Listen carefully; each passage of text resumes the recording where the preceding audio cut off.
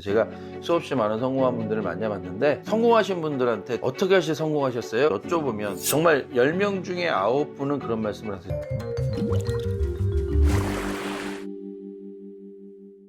안녕하세요. 사장을 도와주는 사장 사도사 윤상필입니다. 요즘 이런 고민들 하나씩은 있으시죠? 매출은 제자리고 직원들과 소통은 어렵고 또 엄마의 시간은 부족하고 시간에 많이 쫓기고, 그래서 오늘은 이런 모든 문제를 해결할 수 있는 책을 하나 좀 소개시켜 드리려고 합니다. 일본의 성공학 멘토인 미즈노 남보쿠의 절제에 성공학에 대해서 한번 살펴보려고 합니다. 이 책은 베스트셀러 돈의 속성으로도 유명하신 우리 김승호 회장님께서도 항상 추천을 하는 책이거든요. 그래서 한번 제가 설명을 좀 해보도록 하겠습니다.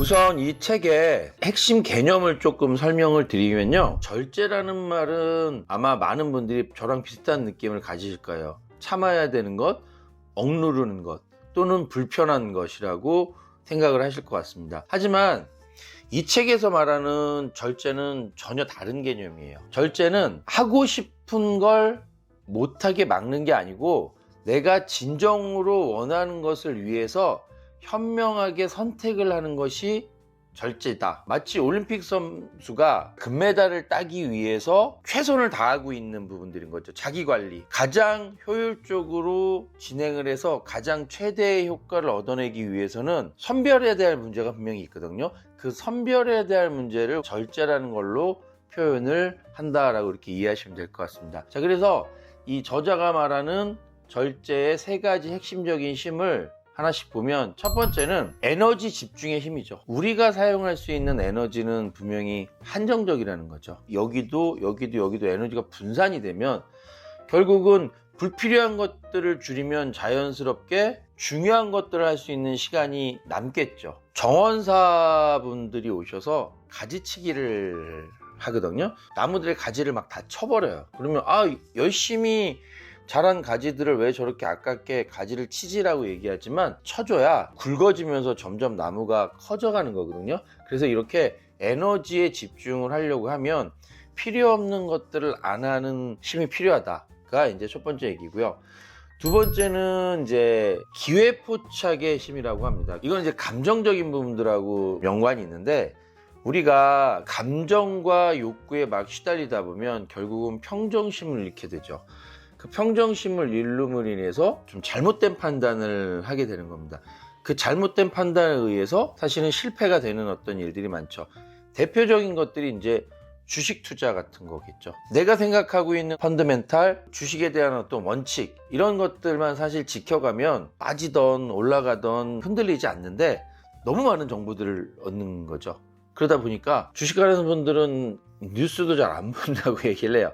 정보를 얻어야 되는데 공포감을 가지면서 팔게 되고, 안 사야 되는데 막 지금 안 사면 큰일 날 것 같으니까 거기에 또 휩쓸려가고 사게 되고, 이러면서 잘못된 판단을 많이 하겠다. 그래서 정보의 절제가 될 수도 있고요. 기회포착의 힘을 늘리는 부분들이 절제가 필요하다. 세 번째는 이제 절제를 통해서 자기 주도의 힘을 얻는 부분들입니다. 절제는 스스로 선택하고 선택한 것들을 더 힘있게 나가기 위해서 통제하는 어떤 힘을 길러주는 거거든요. 마치 운전대를 꽉 쥐고 앞을 향해 나가는 거랑 똑같습니다. 삶을 향해 나가는 거죠. 근데 운전을 하면서 여기도 쳐다보고 저기도 쳐다보고 하면 리스크도 발생을 하는 거고, 당연히 집중해서 가면 120km 갈 수 있는데 앞으로 힘있게 나가는 내 자기주도의 힘을 절제를 통해서 얻을 수 있다.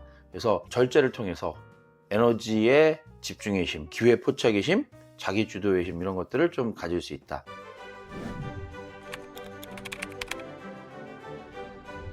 뒷부분에 가면 음식 절제에 관한 얘기들을 많이 해요. 생존을 위해서 우리가 먹어야 되는 건데 과식을 한다는 거죠. 과학적인 근거라기보다는 운명학적인 부분들을 좀 많이 갖고 있으신 거죠. 운명학자다 보니까요. 그래서 하늘에서 내려올 때 나한테 할당된 양이 있다. 오래 균형 있게 살려면 절대 음식을 과식하지 말고 신체 균형에 맞춰서 적당한 양을 먹으라는 얘기들을 재차 강조를 합니다. 그러다 보니까 식단도 화려한 식단보다는 단순하고 자연스러운 음식들을 좀 많이 먹으라고 얘기를 하고 있습니다. 식사를 할 때도 단순히 배를 채우면서 막 포만감을 갖는 그 느낌 말고 감사의 마음을 취하라는 거죠. 뭐 이런 논리입니다. 세상에는 혼자 살 수 있는 부분들이 하나도 없거든요. 쌀 한 톨도 농사를 지어서 그게 벼가 되고 벼가 다시 정제 과정을 해서 쌀이 되고 그게 포장이 돼서 우리 식탁에 올라오는 것까지 수많은 사람들이 연결되어 있다는 거죠. 이 과정을 함께 해줬던 분들에게 감사의 마음을 느끼는 것 자체가 필요하다. 그래서 음식을 드실 때도 그냥 단순하게 드시지 마시고 감사함을 느끼면서 복이 온다는 얘기죠. 운이 온다는 얘기고, 성공하신 분들한테 어떻게 하셔서 성공하셨어요? 여쭤보면 운이 좋았다. 정말 10명 중에 9분은 그런 말씀을 하세요. 제가 수없이 많은 성공한 분들을 만나봤는데 그 운이 좋았다는 운 안에 많은 것들이 포함되어 있다는 거죠. 그 운이라는 부분들이 나에게 올 때 좋은 에너지를 끌어와야 되는데 그런 게 음식하고 연관되어 있다. 이게 이제 이 책에서 이제 나타내 있는 일반적인 얘기고요.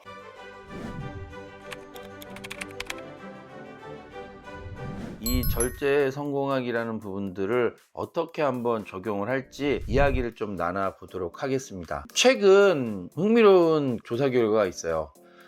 중소기업의 실패 사례의 상당수가 50%가 넘는 퍼센테이지가 경영자의 감정적인 의사결정과 충동적인 행동에서 실패를 하더라라고 데이터가 있습니다. 대기업도 사실 오너의 힘이 크겠지만 워낙 거기는 시스템으로 움직이는 건데 중소기업들은 오너의 어떤 결정이라든지 판단, 오너의 리스크가 엄청 큽니다. 그래서 신용평가 회사에서도 회사가 작으면 작을수록 회사의 신용도만 보는 게 아니고 대표이사의 신용도까지 다 같이 봅니다. 회사가 작기 때문에 대표님의 신용도가 나빠져서 대표님한테 무슨 일이 생기면 결국은 그게 바로 회사한테 직결돼서 회사도 같이 망하게 되는 부분들이 있어서 대표이사의 신용도가 되게 높게 평가가 되는 거거든요. 그래서 결국은 CEO가 어떻게 행동을 하느냐에 따라서 사업의 성공 여지가 판단된다고 한다면 이제 이걸 절제적인 관점에서 한번 살펴보도록 할게요. 사업으로 넘어왔을 때 첫 번째 재무적 절제입니다. 제가 만난 한 제조업 대표님, 성공하신 대표님이시죠? 이분께서 이제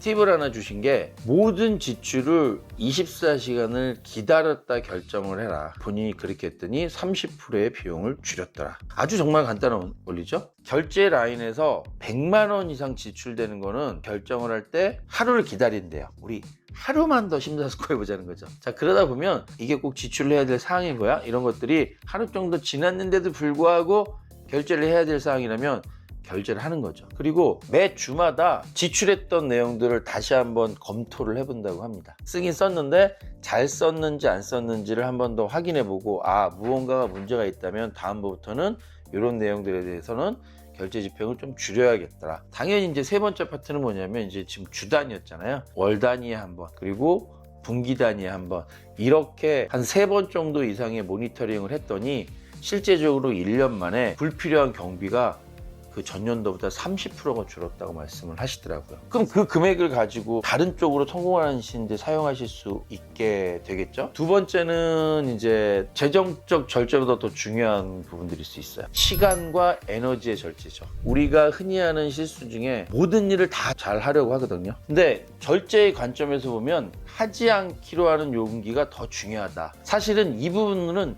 저도 정말 못하는 것 중에 하나인 것 같아요. 저는 여러 가지 일들을 좀 하는 걸 좋아하거든요. 호기심이 많다 보니까 저 일하고 싶은데 이 일도 하고 싶고 뭐 이렇게 하다 보니까 에너지가 분산되는 게 분명히 있습니다. 그래서 저도 얘기하면서 반성을 합니다. 시간과 에너지의 절제. 해야 될 일을 적는 게 아니고 어떻게 하는 거죠? 방법은 하지 말아야 될 이 일에 대한 것들을 적는 겁니다. 내가 오늘 일정 중에 하지 않아야 될 일정들, 이 부분들에 대해서 신경을 쓰는 거죠. 그리고 회의 시간을 절반으로 줄이는 것. 이건 뭐 회사들마다 먼저 하신 부분들도 있고 안 하신 부분도 있는데 우리가 타이머 이런 것들 놓고도 회의를 합니다. 시간이 이렇게 줄어드는 게 보이거든요. 시간이 딱 되면 삐비빅 하면 이제 회의 시간을 딱 끝내는. 자, 세 번째는 가장 핵심적인 건데 뭐냐면 의사결정에 대한 절제입니다. 결정을 할 때 감정적인 어떤 요소가 많이 들어가다 보니 실수가 좀 많아진다는 거죠. 그래서 감정을 배제하고 팩트에 입각한, 또는 데이터에 기반한 부분들을 가지고 절제해야 된다. 우유부단이라는 어떤 단어 있죠.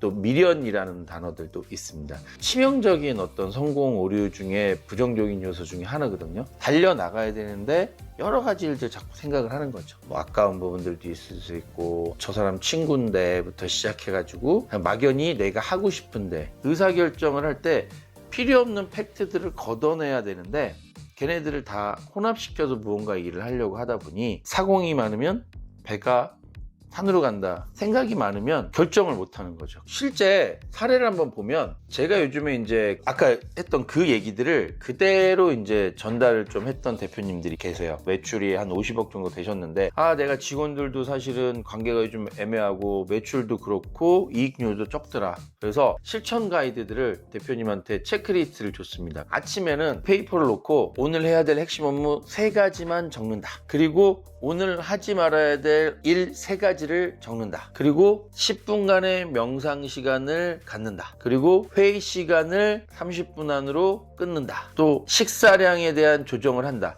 이제 점심 드시고 나서 또 두 번째 써야 될 것들은 뭐냐면, 긴급하지 않은 지출은 내일로 미룬다. 그리고 감정적인 대응이 필요한 순간에는 5분간 숨고르기를 한다. 이렇게 2가지 정도를 적어보라고 말씀을 드렸고요. 그 다음에 저녁 때 이제 업무를 다 마치거나 수면을 취하기 직전에 오늘은 내가 감정적인 결정을 한 게 있는지를 다시 한번 생각해보자. 그리고 내일의 3가지 핵심 업무를 미리 한번 정리해본다. 그러면 오늘 정리한 게 그 다음날 아침에 다시 복귀가 되겠죠. 저녁에 미리 정리하는 걸 여기다 다시 확인하는 게 그 다음날 아침이죠. 이게 넘어가는 겁니다.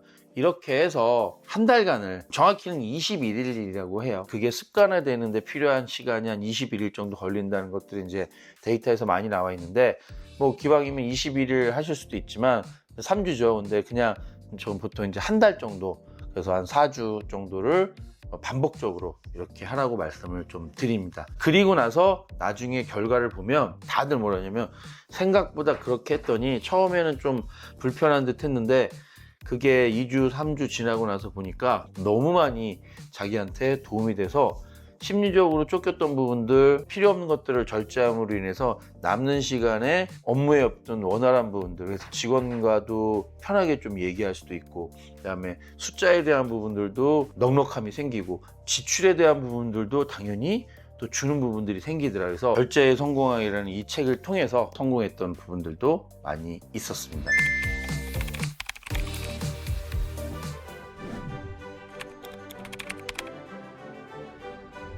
여러분들한테 도움이 됐으면 하는 바람에서 절제의 성공학이라는 책을 오늘 소개를 해드렸습니다. 나의 모습을 돌아보시면서 여러분들이 성공의 길로 가시기를 바라겠습니다. 지금까지 사장을 도와주는 사장, 사도사 윤상필이었습니다.